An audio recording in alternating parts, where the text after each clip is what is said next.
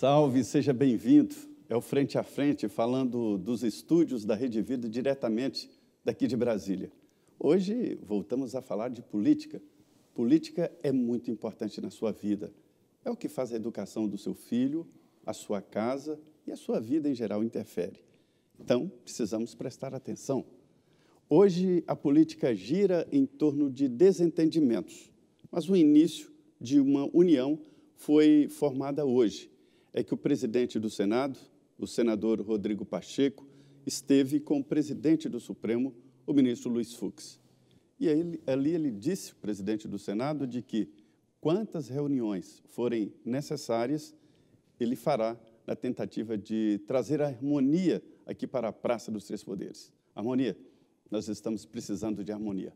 Hoje o Frente a Frente vai conversar com um político experiente, tradicional, que passou por vários postos aí e várias fases da nossa política. É o presidente do PSD, Gilberto Kassab. Muito boa noite, presidente. Bom tê-lo aqui nos estúdios da Rede Vida. Eu que agradeço, Zé Maria, o convite, mais uma vez estando aqui com você, com a Denise, para discutir um pouquinho o Brasil, num momento de tantos conflitos. De tanta tensão, onde nós precisamos de muitos bombeiros. Eu sempre me apresento como um deles, para que a gente possa ter um pouco mais de paz, um pouco mais de união, para sabermos enfrentar os desafios, que são muitos, não é? A maior crise de saúde pública da história da humanidade, essa pandemia que atingiu a todos nós, e alguns ou muitos, em vez de investir o seu tempo na solução de problemas como esse, brigando entre si e prejudicando o Brasil. Pois é, e aqui a minha parceira de sempre, que não é incendiária, mas também não é exatamente uma bombeira. Denise Rotenburg. Boa noite, Denise. Boa noite, Zé Maria. Boa noite, prefeito, presidente do PSDB. Um prazer enorme receber o senhor aqui.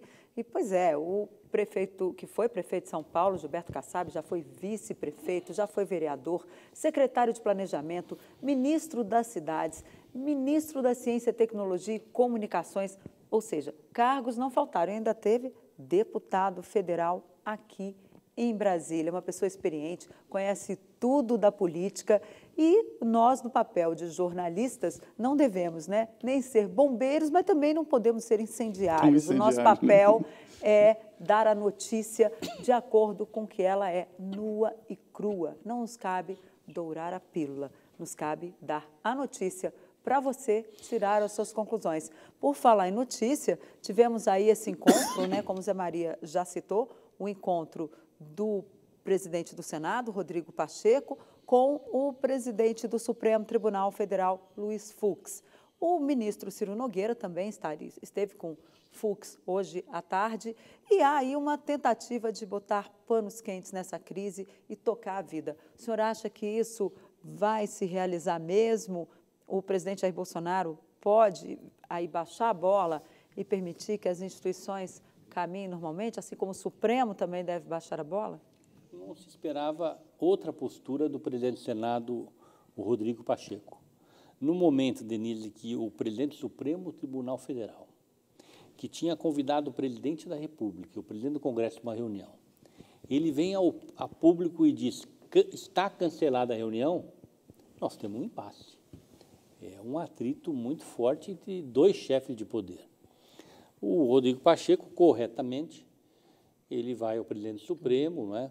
Possivelmente fez alguma gestão também junto ao Executivo no bastidor, para poder levar essa proposta ao presidente Fux, e reabilita a reunião que tinha sido cancelada para que possa haver, eu não digo harmonia, mas pelo menos um pouco de diálogo entre os três poderes. Uma convivência, né? É fundamental. Porque não tinha, né? Até a semana passada.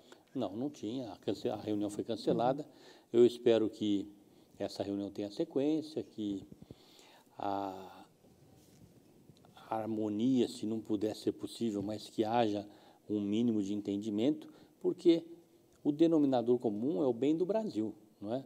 Mas as pessoas, Denise, Zé Maria, há muito tempo passaram a desprezar um pouco o Brasil e prestigiar diferenças pessoais, prestigiar um ambiente que não é de paz, não é? Nós aqui no Brasil, tenho dito sempre, há muitos anos, já há algumas décadas, nós estamos vivendo uma guerra ideológica, uma guerra de partidos. O presidente da República, o seu partido, quando ganha a eleição, ele quer esmagar o adversário. No mundo inteiro, quando um presidente é eleito, ele generosamente abraça o adversário para que possa haver um mínimo de diálogo, não é? E quem perde a eleição não sai no dia seguinte já tirando pedra, torcendo para que o país vá mal, ao contrário, fica numa posição de fiscalizar, não é? De denunciar os erros, não é? De apontar divergências, mas não torcer para que o país vá mal. E hoje no Brasil nós vemos isso, o adversário trabalhando para o país ir mal, para o país não dar certo, e o vitorioso não sendo generoso. Que a gente possa, com pessoas como o Rodrigo Pacheco, ou com gestos como esse, ter daqui para frente mais condições de promover a paz, a união. Pois é, presidente, mas assim, não é exatamente assim. Os ministros do Supremo e os que fazem aí essa tensão, eles não foram eleitos, eles não são adversários políticos, mas estão fazendo uma tensão tão grande e desafiando tanto o presidente Jair Bolsonaro, e é o que está provocando essa tensão. O Supremo, o Poder Judiciário, você tem toda a razão que ele tem que se ater àquelas são as suas atribuições. Eu vi um termo de parlamentarização, né, do Supremo. Eu não diria parlamentarização, mas o Supremo ocupou um espaço que cabia ao Congresso nas últimas décadas. Eu não vou aqui nem falar bem nem mal do Supremo, porque o foco, na verdade, é o espaço que o Congresso deixou e que foi ocupado pelo Supremo. Então, mas porque foi provocado, né? O Supremo foi provocado a tomar determinadas atitudes que o sim, Congresso... mas nos últimos 20, 30 anos, teve em alguns momentos... vamos falar, cláusula de desempenho. O Congresso, há muitos anos atrás, aprovou a cláusula de desempenho, que hoje fica muito clara que ela é importante. E, no momento que ia ser implantada essa cláusula de desempenho, o Supremo vai e declara ela inconstitucional. Para explicar para o nosso telespectador, cláusula de desempenho era aquele quando os partidos atingiam um determinado determinado percentual de votos é que poderia ter deputados, e essa cláusula foi derrubada, não é isso, presidente? Me corrija se eu estiver errado. Exatamente, e agora restabelecida mais de 10 anos depois. Então, veja o prejuízo para o país. Então, eu concordo com o Zé Maria que o Poder Judiciário, às vezes, exagera. E, se ele exagera, ele erra. Porém, ele também acerta em alguns momentos. Então, nós temos que ter um fogo de encontro, não é? Para que as atribuições... Está parecendo uma disputa pessoal, né? E isso é muito ruim, não é? É muito ruim. Hoje, o Congresso, o Poder Executivo e o Poder Judiciário, eles têm atritos permanentes entre si e que nos levam a, infelizmente, constatar que muitas decisões que deveriam ser tomadas estão sendo proteladas, não é? Não dá mais para viver nesse ambiente.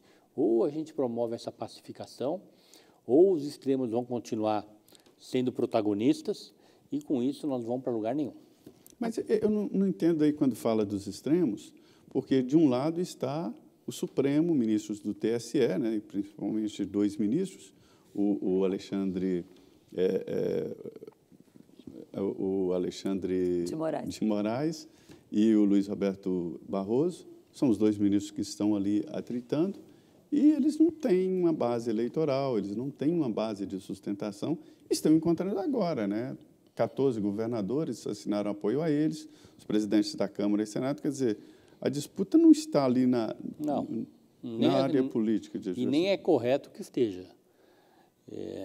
O que eu vejo é um espaço que a política deixou para o judiciário, não é? E para o executivo. Acho que o Rodrigo Maia vinha desempenhando esse freio ali no Congresso. Saiu? Na verdade, Zé Maria, não. Nos últimos 20, 25 anos, o Congresso se fragilizou muito. Todos os seus presidentes perderam a oportunidade de enfatizar muito o poder do Congresso, a autoridade dos presidentes, e contribuiu para que a gente chegasse nesse momento a um judiciário muito mais forte do que precisaria ser, e um Congresso que não consegue mais se impor. Então, nós precisamos, e quem sabe, com essa característica do Rodrigo Pacheco, o próprio Arthur Lira tem sido muito firme em algumas coisas, não é? A votação do voto impresso no plenário foi um gesto de força do Arthur Lira. Todos sabem que ele é um aliado do presidente da República, mas ele, pelo que eu percebo, pelas coisas que nos chegam, ele pôs o dedo no nariz do presidente. Vou lhe dar uma colher de chá, aproveite, porque depois não admito levar. Ontem ele ainda fez essa afirmação. Não é? Assunto encerrado. Assunto encerrado. Ele até ignorou a pergunta que lhe foi feita. Então, o nosso problema é muito mais do passado, dos espaços que foram sendo deixados para o judiciário ocupar. O judiciário ocupou, em alguns momentos, equivocadamente. Eu conversava com a Denise sobre isso, de que nós cobrimos o Congresso numa época que estavam lá Ulisses Guimarães, Mário Covas, Montoro e tal. E aí hoje a gente vê o que o senhor falou, é uma fragilização do Congresso. E o que você respondeu, Denise? O que você respondeu? Estamos ficando experientes. Estamos ficando experientes. E aquela velha dúvida machadiana, né? Mudou o Natal ou mudei eu? Quer dizer, não seria, né, Denise? Os que mudaram, os congressistas. Né? E nós também mudamos, né? As Estamos pessoas mais mudam. exigentes. Agora, eu queria lhe perguntar em relação à questão das pesquisas. A população, pelo que a gente percebe, está rejeitando esse estilo bélico do presidente Jair Bolsonaro governar. A rejeição dele na pesquisa XP, que foi divulgada ontem, está na ordem de 61%. A gente não vê candidato com esse índice de rejeição conseguindo a reeleição, pelo menos nas eleições anteriores para governos estaduais, né? E também prefeituras. Quem tem esse nível de rejeição não consegue chegar lá. O que o senhor vislumbra para 2022? Eu acho muito difícil a reeleição do presidente Bolsonaro por conta dessa altíssima rejeição. A avaliação ótima, bom dele é muito baixa. Está quanto? 61%. Isso é o índice de rejeição. Rejeição na XP. O ótimo, Lula bom, tem 45%. O ótimo bom dele, Zé Maria, não chega a 20%. E o ruim, péssimo, chega a quase 60%. Então, um saldo negativo de 40%, quando todos sabem que para alguém que está à frente do Executivo se reeleger, o ideal é que esse saldo seja, no mínimo, mais 20%. Hoje ele está quase menos 40. Então, precisa crescer 60 pontos. É muito difícil. Acho que a reeleição dele, e talvez essa seja... mas acho que está muito cedo também, né? Pode acontecer muita coisa. Um ano, né, Zé Maria? Não é tão cedo assim, né? Um ano. Nós já estamos entrando em setembro, né? Agora, essa mesma pesquisa, porque a pesquisa nesse momento não dá para saber como o eleitor vai votar ou como ele vai se comportar lá na frente, mas ela serve para que os partidos e os atores da política façam os seus movimentos, né? E a gente vê que nesse momento, por exemplo, o PSDB vai ter aí a sua prévia, o Ciro Gomes já se coloca, eu também derroto Jair Bolsonaro no segundo turno. Com tanta gente chegando bem no segundo turno, vai ser difícil alinhar aí alguns partidos em torno de uma terceira via. Todo mundo vai se apresentar. O senhor acha que é isso mesmo? Vai ser uma eleição de muitos candidatos ou a tendência é afunilar? Não serão muitos candidatos. Eu entendo que nós teremos 6 candidatos. O Lula, o Bolsonaro, o Ciro, o Dória ou o Eduardo Leite, o Rodrigo Pacheco, e coloca mais um aí para não...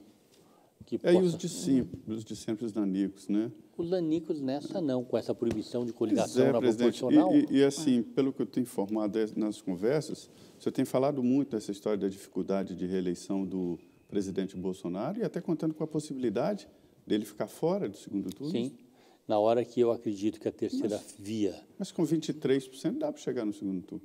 Sim, mas ele tem quanto hoje? Na faixa aí de 20 a 30. Mas está caindo sempre, né?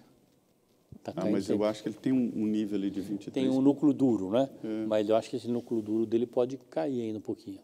Então, o senhor conta com a possibilidade dele nem chegar ao segundo turno? Eu conto com a possibilidade dele não chegar no segundo turno. Acho mais possível que ele não chegue ao invés do Lula. E teremos o segundo turno do Lula contra alguém da terceira via, que representa a terceira via.